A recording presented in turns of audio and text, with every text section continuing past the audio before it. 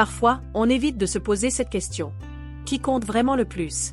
La personne qui apporte de la couleur à notre vie, qui nous offre de l'excitation passagère et des moments de bonheur éphémères. Ou celle qui est à nos côtés dans nos jours les plus difficiles, qui nous relève quand on tombe, qui partage nos joies en silence, et qui nous aime tels que nous sommes depuis le premier jour? Tout commence toujours de manière innocente. Personne ne débute avec l'intention de faire une grande erreur. Juste un like, un emoji qui semble sans importance. Un sourire que l'on croit sincère et sans danger. Un message simple, ça fait longtemps, comment vas-tu? Au début, ça ne paraît rien signifier. Après tout le monde discute, non? Juste être poli. Juste prendre des nouvelles. Juste saluer une vieille connaissance. Mais avec le temps, ces petites interactions grandissent. Un like en entraîne un autre. Un message devient une conversation plus longue. Et puis, on commence à se raconter de petits mensonges. Je retrouve juste un ami. Ce n'est rien de sérieux. Tout le monde fait ça. Et cet ami devient, sans qu'on s'en rende compte, notre excuse. D'abord, c'est un café, juste pour parler. Puis un brunch, parce que l'horaire tombe bien. On mange juste un peu, dit-on. Puis la phrase « je vais rentrer tard » entre dans notre vie. Alors qu'en réalité, c'est devenu un dîner. On est très doué pour se convaincre soi-même. Ce n'est pas un rendez-vous. Je ne fais rien de mal. Je suis juste quelqu'un de gentil. Mais à un moment, les limites commencent à s'effacer. Le dîner devient dessert. Un verre de vin en appelle un autre. Le temps passe. Et on choisit de ne pas le voir. Je te raccompagne jusqu'à la porte. Juste un dernier verre. Il est déjà tard.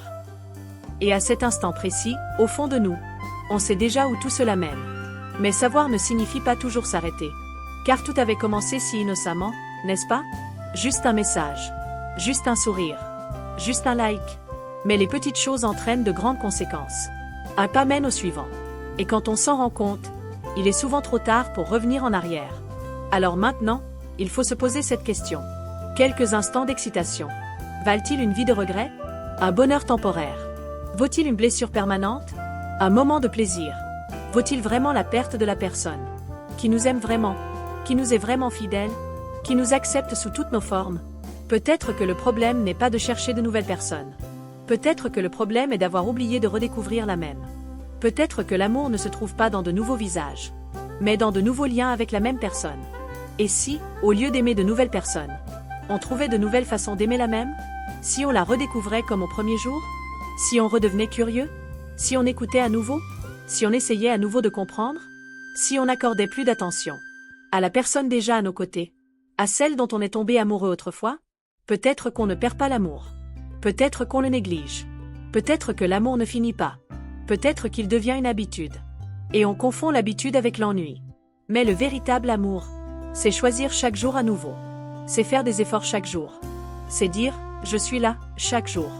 Et si, à partir d'aujourd'hui, au lieu de donner notre attention au monde extérieur, on la donnait à la personne à nos côtés? Si on la regardait vraiment? Si on l'écoutait vraiment? Si on la ressentait vraiment? Si on lui faisait sentir qu'elle n'est pas au bord de notre vie, mais en son centre? Alors je repose la question. Qui compte vraiment le plus?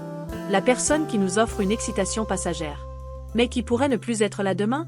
Ou celle qui est là depuis le premier jour, qui nous a vus dans nos pires moments, qui n'est pourtant pas partie, qui nous aime encore, et qui nous attend toujours?